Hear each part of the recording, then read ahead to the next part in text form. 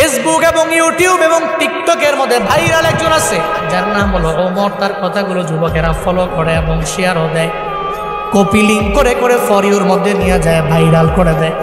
আমি গতকালকে তার একটা ভিডিও দেখলাম, তার মায়ের নামে সে কেমন এটা আমি জানি না, তবে এই ভিডিও দেখার পরে আমি দেখলাম যে মা পাগল ছেলেটা চোখের পানি ফেলায় মায়ের জন্য কান্দে। নেপালের পাহাড়ের সামনে দাঁড়াইয়া বলতেছে আমার মা দুনিয়ার মধ্যে আমার সবচেয়ে বড় আপন। আমার মায়ের বিরুদ্ধে কথা বললে আমি কোনো আইনও মানি না, কাউরে আমি চিনি না, কারণ মায়ের মতো আপন আমার দুনিয়ার মধ্যে কেউ হতে পারে না। সে বলতে লাগলো ছোটবেলায় আমার বাবাই দুনিয়া থেকে বিদায় নিয়ে চলে গেল, যখন আমার বাবা নাই, আমার মা ছাড়াই পৃথিবীতে আমার আপন যখন কেউ নাই। আমার মায়ের গার্মেন্টসে চাকরি করে করে করে করে কোনোরকম জিন্দেগি চালাইয়া আমারে ফালাইয়া যায় নাই, বরং পরিশ্রম করে করে আমার মা স্কুলের মধ্যে আমারে পড়াইল। আজকে আমি অনেক মশহুর হয়ে গেলাম, প্রসিদ্ধ হয়ে গেলাম, সবাই আমারে চিনে, তবে আমি মায়েরে ভুলতে পারি না। নেপালের পাহাড়ের সামনে দাঁড়াইয়া বলতে লাগলো মা জীবনে কোনোদিন আপনারে আই লাভ ইউ মা বলা হয় নাই, আমি আপনারে ভালোবাসি, আমি আপনারে পছন্দ করি এটা বলা হয় নাই। এই যে যুবকরা যারা আছে এরা তো এদের প্রেমিকারে জীবনে কতবার আই লাভ ইউ বলে, নিজের ওয়াইফের বারবার বলতে পারে।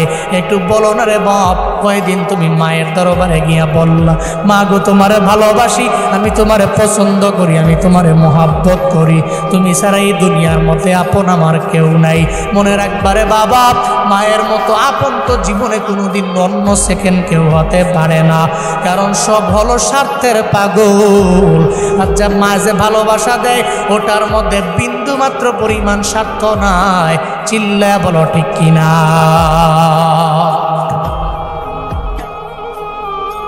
ওমর নামক ওই ছেলেটা বলতে লাগলো এরপরে আমার আপন আমার নানি। আমি জানি রে নারীরা নাতিদের বড় পছন্দ করে, বড় ভালোবাসে। নানার বাড়িতে গেলে নানি ঠান্ডা পানি দিয়া শীতের দিনে পিঠা পুলি বানা নাতির জন্য বসে থাকে, কি পরিমাণে মায়া করে, কি মহাব্বত করে। সে বলতে লাগলো আমার নানিও আমার জন্য এত পরিমাণে অবদান, যদি জীবনে কোনোদিন একটা হেরিয়ার গাড়ি আমি কিনতে পারি আমার মায়েরে ওঠামো, আমার নানিরে ওঠামো। যুবকেরা তোমরা অন্যান্য বিষয়গুলো টিকটক দেখা দেখে অন্যজনকে ফলো করো, তবে এটা কেন ফলো করো না? জীবনে কোনোদিন আইফোনের জন্য, বাইকের জন্য, টাকার জন্য তুমি তোমার মায়ের মনের মধ্যে আঘাত দিতে পারো না রে বাপ, তোমার বাবার মনের মধ্যে আঘাত দিতে পারো না, কারণ এরা যদি বদদুয়া দিয়া দেয়, এদের মনের মধ্যে যদি কষ্ট ঢুইকা যায়, বুলেট মিস হয়ে যেতে পারে। জীবনে কোনোদিন এই বদদুয়া এবং দোয়া মিস হতে পারে না। যেই মা বাবা দোয়া করলে আল্লাহ কবুল করে নেয়, জীবনে কোনোদিন ওই মা বাবার সাথে অন্যায় করা যাবে না, মা বাবার মনের মধ্যে আঘাত দেওয়া যাবে না রে বাপ। এদের থেকে তুমি দোয়া নিয়ে আগায় যাও। মনে রাখবা আব্বা আম্মা দুনিয়া থেকে যার বিদায় নিল, বড় এতিম হয়ে গেছে, ওর সাথেও জীবনে কোনোদিন কোনো অন্যায় আচরণ করা যাবে না, কারণ ওর মনটা তো এমনিতেই ভেঙ্গে চুরে চুরমার হয়ে গেছে। নবীজি মসজিদে নববী থেকে বের হয়ে একদিন বিকেলবেলা খেলার মাঠের কিনারা দিয়ে আমার মায়া নবী যখন যায়, খেলার মাঠের কিনারার মধ্যে দাঁড়াইয়া একজনে চোখের পানি ফালায়া ফালায়া কান্না করে, ছোট্ট একটা বালক, বয়স অনেক বেশি না, ছোট মানুষ। মায়ার নবী ডেকে বলে, ও ছেলে রে, কেন তুমি কান্দো, কেন কান্দো, কেন খেলার মাঠের মধ্যে যাও না, কেন খেলো না, আমারে বলো না। সঙ্গে সঙ্গে ছেলেটা আমার মায়ার নবীরে জানায়া দেয়, নবী খেলার মাঠের মধ্যে আমি যাই না, কেন জানে? খেলার মাঠে গেলে আমার মায়ের কথা মনে পড়ে, আব্বার কথা মনে পড়ে, সব মনে পড়ে গেলে খেলতে পারি না, খেলার মাঠে যেতে পারি না। খেলার মাঠের কিনারে দাঁড়ায় দাঁড়ায় কান্দি, কেন জানেননি? কারণ আমার এই দুনিয়াতে মাও নাই, আমার বাবাও নাই, আমার ঘরও নাই, আমার বাড়িও নাই। মনে রাখবেন রে বাবা, একটা সন্তানের যখন বাবা হারায়া যায়, ওরা যদি কেউ জিজ্ঞাসা তোমার বাবা আসেনি, বলতে পারে, স্বাচ্ছন্দ্যে বলতে পারে আমার বাবা নাই, ইজি ফিল হয়। যদি একটা ছোট্ট বাচ্চার মা নয়, যদি মা হারায় ফেলে, ওরে যদি জিগাও তোমার মা আসেনি, দেখবেন তার বুকটা ফেটে চুরমার হয়ে যায়। এতটুকু বলতে পারে না যে আমার মা দুনিয়ায় নাই। ছোট্ট একটা বালকের মাও নাই, বাবাও নাই, কেউ নাই, ঘরও নাই, বাড়িও নাই। আমার মায়ার নবীর দরবারে বলতে লাগলেন, নবী গো, আমার মাও নাই, আমার বাবাও নাই, ঘরও নাই, বাড়িও নাই। নবী কয়, সন্তান রে, আমি এতিমের কদর পরিপূর্ণ দিতে পারি, আমার সঙ্গে আয় না। এতিমটাকে নিয়ে আম্মা জান আয়েশার ঘরের মধ্যে নবীর নিয়ে গেল। মায়ার নবী যায় বলে, আয়েশা, এমন একজন এতিম আমি ঘরের মধ্যে নিয়ে আসলাম রে আয়েশা, যে এতিমের মাও নাই, বাবাও নাই, ঘরও নাই, বাড়িও নাই। তোমারে আজকে দেখে আম্মা বলবে, আমারে আজকে দেখে আব্বা বলবে, এতটুকু যাতে বুঝতে না পারে দুনিয়াতে ওর মা নাই, বাবা নাই, ঘর বাড়ি নাই। এতিমের জানায়া দে, আজকে থেকে তুমি আমারে বাবা বলবা, আর ঘরের মধ্যে আয়েশারে আম্মা বলবা। দেখবেন রাতের বেলা গভীর রাতে আমার নবীর কাহিনী শুনি না, চোখের পানি ফালায়া ফালায়া কান্না করে করে বালিশ ভিজায়া ফেলে। কেন কান্না করে? আমার মায়া নবীর মায়ায় পড়ে, ইশকে পড়ে আশেকটা কান্না করে। নবী তো জানে নবীর একদল উম্মতেরা এমন আসবে যারা নবীর জন্য চোখের পানি ফালায়া কান্না করবে। শুধু তাই না রে বাবা, নবীর জন্য কান্দি এখানেই তো বান্দা শেষ না। একটা রিক্সাওয়ালারেও যদি জিগাই, ও রিক্সাওয়ালা, মনের মধ্যে কোনো আশা আসেনি, জানায়া দাও। ওই আশা তো একটা আছে, জীবনে আল্লাহ যাতে করে আমারে মক্কায় একবার লয়া যায়, যাতে করে আল্লাহ আমারে মদিনায় নিয়ে যায়। এই যে ময়দানে আসলেন, আপনারাও তো মক্কা মদিনায় যাওয়ার জন্য বড় পাগল পাড়া। কেউ যদি হজে যায়, কেউ যদি উমরায় যায়, আপনি যে বলে দিলেন, ভাই বাইতুল্লাহ গিলাফের মধ্যে দইরো, আমি গুনাহগারের জন্য রবের দরবারে দোয়া কইরা দিও, আল্লাহ যাতে করে জীবনে একবার আমারে মক্কায় লয়া যায়, আল্লাহ যাতে করে আমারে মদিনায় নিয়ে যায়। ময়দানে আসতেন বন্দারা, আমি গুনাহগার মুসাফির মানুষ, আমার সাথে হাত বাড়ায় রবেরে দেখাবেন। কারা কারা মক্কায় যেতে চান, মদিনায় যেতে চান, আমার নবীর রওজার সামনে গিয়া সশরীরে জীবনে একবার হলেও সালাম দিতে চান? কারা কারা দুইটা হাত তুলে আল্লাহকে দেখায়া দি। আল্লাহ যে মানুষগুলো হাত বাড়াইছে, প্রত্যেককে জীবনে একবার হলেও মক্কা মদিনায় যাওয়ার মতো তৌফিক দান করেন। জোরে পড়ে, আরো জোরে চিল্লে আমিন। মনে রাখবেন, ওখানে যাওয়ার জন্য টাকা লাগে না, অনেক বড় অ্যামাউন্টের প্রয়োজন এমন না। ওখানে যেতে হলে প্রেম, ইশক লাগে, ভালোবাসা লাগে, নবীর প্রতি টান থাকে। মনে বড় আশা ছিল যাব মদিনায়, মনে বড় আশা ছিল যাব মদিনায়। একটু মন থেকে আপনারাও পড়তে পারবেন তো? একটু কর না। মনে বড় আশা ছিল, সালাম আমি করব গিয়ে, সালাম আমি নবীর রওজায়।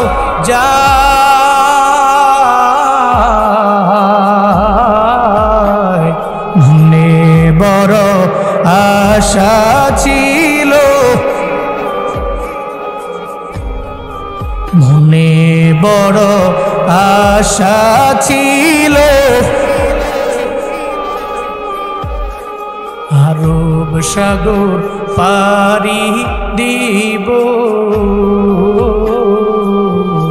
নাই কই আমার তরি পাখি নয় তো উড়ে যাব জানাতে করি। আমার আশায় আছি, সম্বল নাই, আশায় আছি, করি কেউ পায়।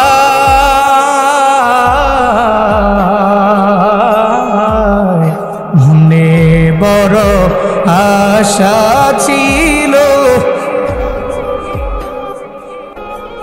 মনে বড় আশা ছিল,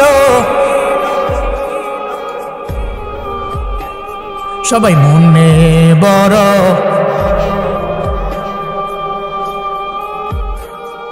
আল্লাহ জীবনে একবার হলেও মক্কা মদিনায় যাওয়ার মতো তৌফিক প্রত্যেকটা নবীর উম্মতকে দান করেন। জোরে পড়েন আমিন। আর একটু আওয়াজ করে পড়েন আল্লাহুম্মা আমিন। নবীজি কানলেন কেন? উম্মতের জন্য। জিবরাইলকে বলছেন আগে আল্লাহর কাছে যাও না, দেখো আল্লাহ কি বলে। উম্মতের চিন্তায় কান দিয়ে আমি চলে যাওয়ার পরে আমার উম্মতের জিম্মাদারির দায়িত্ব কে নিবে আগে জানবো, শুনবো, পারমিশন দিব কি দিব না এরপরে বল। জিবরাইল চলে গেলেন রবের দরবারে, যায় বলে আল্লাহ গো, আপনার নবী তো পারমিশন দেয় না, অনুমতি দেয় না। কি বলে আমার নবী?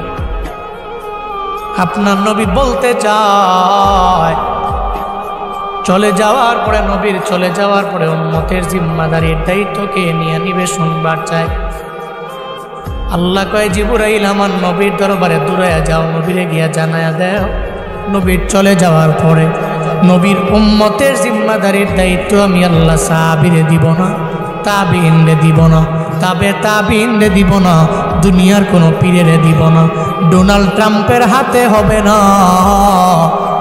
নবীর উম্মতের জিম্মাদারির দায়িত্ব আমি আল্লাহ স্বয়ং নিজেই নিয়ে নিলাম। শুধু তাই না, ও জিবরাইল আমার নবীর দরবারে যে জানায়া দাও, আমার নবীরে গিয়া বলে দাও নবীর উম্মতের আগে কেউ জান্নাতে ঢুকতে পারবে না। চিল্লায়া পড়া যাবে কি মারহাবা? নবীর উম্মতের আগে কেউ জান্নাতে ঢোকার প্রবেশাধিকার। আল্লাহ জান্নাত যেদিন বানাইছেন জান্নাতের দরওয়াজার মধ্যে একজন দারোয়ান রাখছে। দারোয়ান যখন দরওয়াজার মধ্যে দাঁড়ানো, আল্লাহ পাক জানায়া দিলেন এই জান্নাতের ভিতরে প্রথমবার ঢুকবে আমার নবী, এরপরে আমার নবীর উম্মতেরা। অন্য কোন নবী আর নবীর উম্মতেরা আমার নবীর উম্মতের আগে জান্নাতের মধ্যে ঢুকতে পারবে না। হাসরের ময়দানে আমার মায়ার নবী মাকামে মাহমুদের মধ্যে সিজদায় পড়ে পড়ে আমার মায়ার নবী যখন কান্না করবে, আল্লাহ পাক সেদিন বলবে নবী মাথা উঠান, এরপরে উম্মতের যারে মন চায় সুপারিশ করে নিয়ে যান। উম্মতদেরকে ধরে ধরে ধরে ধরে জান্নাতের দরওয়াজার সামনে গিয়ে যখন দাঁড়ায় যাব, দরওয়াজার সামনে দাঁড়ানোর পরে দারোয়ান বলবে কে আপনি, কি আপনার পরিচয় বলেন না। আমি মুহাম্মদ সাল্লাল্লাহু আলাইহি ওয়াসাল্লাম উম্মতদেরকে নিয়ে জান্নাতে ঢোকার জন্য দরওয়াজায় দাঁড়াইলাম। কয় নবী আপনার জন্যই তো জান্নাত যেদিন থেকে আল্লাহ বানাইছেন ওদিন থেকেই দরওয়াজার মধ্যে আমি দাঁড়ায় রইলাম, আপনার জন্য ওয়েটিংয়ে আছি। উম্মতের নিয়ে দরওয়াজার সামনে আইসা দাঁড়ায়া গেলেন। এখন জান্নাতের 8টা দরওয়াজা আপনার জন্য ওপেন করে দিলাম, আপনার জন্য খুলে দিলাম। যেই দরওয়াজা দিয়া মন চায় ওই দরওয়াজা দিয়েই জান্নাতে চলে যা। নবী আগে যাবে, নবীর উম্মতেরা মানে আমরা যাব, এরপরে অন্যান্য নবীরা ধারাবাহিকভাবে অন্যান্য নবী এবং নবীর উম্মতেরা জান্নাতে ঢুকবে। নবীরে কি দেন নাই? নবীর কোন দৌলতটা আছে যে আল্লাহ নবীকে দেন নাই? শুধু তাই না, আল্লাহ পাক আমার মায়া নবীর সব জায়গায় আল্লাহ কেমন ভাবে খুশি করে বান্দা মনোযোগের কান লাগায় শুই না যায়। তাইফের ময়দানে আমার মায়ার নবী যে গেলেন দাওয়াত দেওয়ার জন্য, নবীর হাতে একজন ব্যক্তিও কালেমা তো পড়ে না, আবার আমার নবীর উপরে পাথর দিয়ে আঘাত করে। এই ব্যাপারে এমন কোন নবীর উম্মত নাই যে এই ব্যাপারে জানে না। তাইফের ময়দানে আমার মায়ার নবী সারা দিন লাগাইয়া কালেমার দাওয়াত দেয়, কিন্তু নবীর হাতে কেউ কালেমা পড়ে নাই। উল্টা আমার নবীরে মারধর করলো, পাথর মারলো, রক্তাক্ত করে ফেললো। এমন একটা হালাতে ফজরের সময় রাত যখন শেষ হয়ে গেল, ফজরের নামাজে আমার মায়ার নবী নিজে দাঁড়ায় গেলেন, তিলাওয়াত করতে লাগলেন নবী নিজে নিজে। তিলাওয়াত করা হালাতে একটা পর্যায়ে আমার মায়ার নবী ওই সময় যখন তার কণ্ঠ মোবারক দিয়া যখন তিলাওয়াত করতে লাগলেন, যেই তিলাওয়াতের মধ্যে এত পরিমাণে মাজা, এত পরিমাণে মায়া, যেই নবীর হাতে একজন মানুষ কালেমা পড়ে মুসলমান হতে পারেন নাই। তায়েফের ময়দানে দিন চলে গেল, রাতও চলে গেল, ফজরের নামাজে নবী উনার কণ্ঠ মোবারক দিয়ে তিলাওয়াত করতে দেরি, একদল জিন আমার নবীর পাশে আইসা দাঁড়ায়া যায়। যখন তিলাওয়াত শুনতে পায়, ওই তিলাওয়াতের মধ্যে বড় মজায় পড়ে গেল। জিনেরা কয়, এই যে উনি যেই রবের কালাম পড়ে, যেই রবের কথা পড়ে, আমরা সমস্ত জিনেরা ওনার পিছনে দাঁড়াইয়া যেই কালাম পড়ে ওই কালামের রবের প্রতি ঈমান আনলাম। চিল্লায়া পড়া যাবে কি মারহাবা। ফজরের নামাজ পড়া নবীজি সালাম ফিরে চোখের পানি ফেলায় কান্তাছে আর আল্লাহকে বলে, আল্লাহ আমি তো তায়েফে আসলাম, একজন ব্যক্তিও কালেমা পড়ে মুসলমান হলো না, কষ্ট নিয়ে নই বসে আছে। আল্লাহ কয়, জিবরাইল নবীজি কান্দে করে কান্দে কেন, উদ্বিগ্ন কেন, চিন্তায় কেন? তুমি যে বলো। জিবরাইল পাঠালেন, জিবরাইল নবীর কাছে আসলেন, নবীকে এসে বলে, আপনি কাঁদছেন কেন? কয়, একজনও কালেমা পড়ে নাই। তো একজন মানুষ কালেমা পড়ে নাই তো কি হয়েছে? একটু আগে ফজরের নামাজে যেই তিলাওয়াত করছেন, ওই তিলাওয়াতের মায়ায় পইরা একদল জিন আপনার হাতে অদৃশ্যেই কালেমা পড়ে মুসলমান হয়ে গেছে। নবীজি হেসে দিলেন, নবীজির কান্না বন্ধ হয়ে গেল। কে বন্ধ করেছেন? কে কে? মা ওয়াদ্দাআকা রাব্বুকা ওয়া মা ক্বালা। আল্লাহ পাক বলেন, ও পয়গম্বর আমার, সব মানুষের আপনাকে বইলা গেল, আমি রব আপনারে বলতে পারি না, আপনাকে ছেড়ে যেতে পারি না। আপনার সম্মান, আপনার মর্যাদা, আপনার শরফ, আপনার করম সব আমি আল্লাহ তো বাড়াইয়া দিলাম। সূরা ইনশিরার দিকে দেখো না, আল্লাহ পাক ওই আয়াতের মধ্যে জানায়া দিয়েছে, ওয়ারাফা'না লাকা যিকরাক, আপনার জিকির, আপনার সম্মান, আপনার মর্যাদা সমস্ত কিছু আমি আল্লাহ বুলন্দ করে দিলাম। সব আমি বাড়িয়ে দিয়েছি, বৃদ্ধি করেছি, উঁচু করেছি, বৃদ্ধি করেছি, বুলন্দ করে দিয়েছি। এরপরে 4 নম্বর আয়াতের মধ্যে আল্লাহ পাক আমার নবীরে জানায়া দেয়, ওয়ালাল আখিরাতু খায়রুন লাকা মিনাল উলা। নবী হে, আপনার শেষের জীবনটা শুরুর জীবনের চাইতে, প্রাথমিক জীবনের চাইতে সুখের হবে, আরো কল্যাণময় হবে। সফলতার দ্বার পর্যন্ত পৌঁছবেন শেষের জীবনে, মানে প্রথম থেকে শেষেরটা মধুর হবে বেশি। সুবহানাল্লাহ পড়বেন না? ঠিক সূরা ইনশিরাতে আল্লাহ বলছেন, ফাইন্না মাআল উসরি ইউসরা, ইন্না মাআল উসরি ইউসরা, নিশ্চয়ই কষ্টের পরে আছে কি? নিশ্চয়ই কষ্টের পরেই তো সুখ, দুঃখের পরেই তো সুখ। আপনি ধরেই যে সুখী এমন না তো, একটা পর্যায়ে এমন হবে আপনি 3 বেলা খাবারের জায়গায় 2 বেলা পাবেন, 1 বেলা পাবেন না। 1 বেলা পাবেন, 2 বেলা পাবেন না। আপনি দুঃখের সাগর পাড়ি দিয়ে দিয়ে দিয়ে চেষ্টা করে, শ্রম দিয়ে এমন একটা হালাতে আল্লাহ পাক একদিন আপনাকে নিয়ে যাবে, এই দুঃখের পরে এমন এক সুমহান সুখ আল্লাহ পাক আপনাকে দিবে। এই সুখ পেয়ে আপনি রবের এমন কৃতজ্ঞ হবেন যে আল্লাহ আমি ছিলাম কি, আমাকে বানালেন। সমাজে এমন অনেক নজির প্রমাণ আছে, অনেক আছে। আগে খাইতে পারত না, মানুষের বাড়িতে কাজ করত, লেবার ছিল, দিন মজুর ছিল, কিন্তু 5 বছর 10 বছর 15 বছরের ব্যবধানে আল্লাহ তাকে সম্মানিত করেছেন, মর্যাদার আসনে আসীন করেছেন, আল্লাহ তাকে দামি করেছেন, বহু বড় টাকাওয়ালা বানিয়েছেন। আছে না নাই? আছে না নাই? এর মানে বোঝা গেল জীবনটা এমনই। কাটাহিরি ক্ষান্ত কেন কমল তলিতে, দুঃখ বিনা সুখ লাভ হয় কি মুখিতে। পদ্ম ফুল আনবেন, কাটার দাগ খাবেন না, বিষয়টা এমন না তো। কাটার দাগ খেয়ে পরিশ্রম করে এরপরে যেমন ফুল আনতে হয়, সুখের সাগরে যেতে হলে দুঃখের সাগরে হাবুডুবু খেয়ে সাঁতার করে এরপরে সুখের সাগর পর্যন্ত যাওয়া লাগে, ঠিক কিনা? ধরেই পৃথিবীতে কেউ সুখী না, হ্যাপি না। আল্লাহ পাক নবীকে সেটাই বললেন, ওয়ালাল আখিরাতু খায়রুল লাকা মিনাল উলা। আপনার শেষ শুরুর চাইতে আরো বেশি উত্তম। সফল শেষে আপনি, শুরুতে।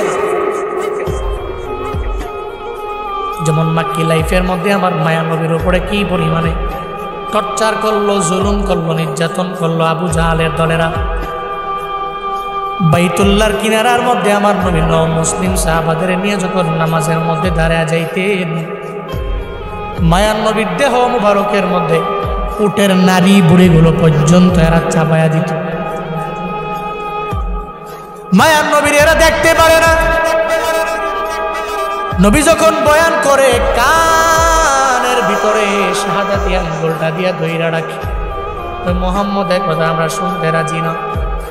মক্কায় যেই মানুষগুলো নবীরে ব্যথা দেয়, মদিনায় যাওয়ার পরে মদিনার শিশুরা, মদিনার কিশোররা আমার মায়ার নবীরে কিভাবে বুকের মধ্যে নেয়, কি সুন্দর করে আমার মায়ার নবীরে অ্যাকসেপ্ট করে নেয়, গ্রহণ করে নেয়। শুধু তাই না রে বাবা, হুদায়বিয়া সন্ধির মাধ্যমে যেই মক্কার মানুষেরা এত পরিমাণে আমার মায়ার নবীরে কষ্ট দিল, বিতাড়িত করলো, ওই মক্কাটাও তো বিজয় হলো আমার মায়ার নবীর হাতের মধ্যে আল্লাহ পাক দিয়া দিলেন।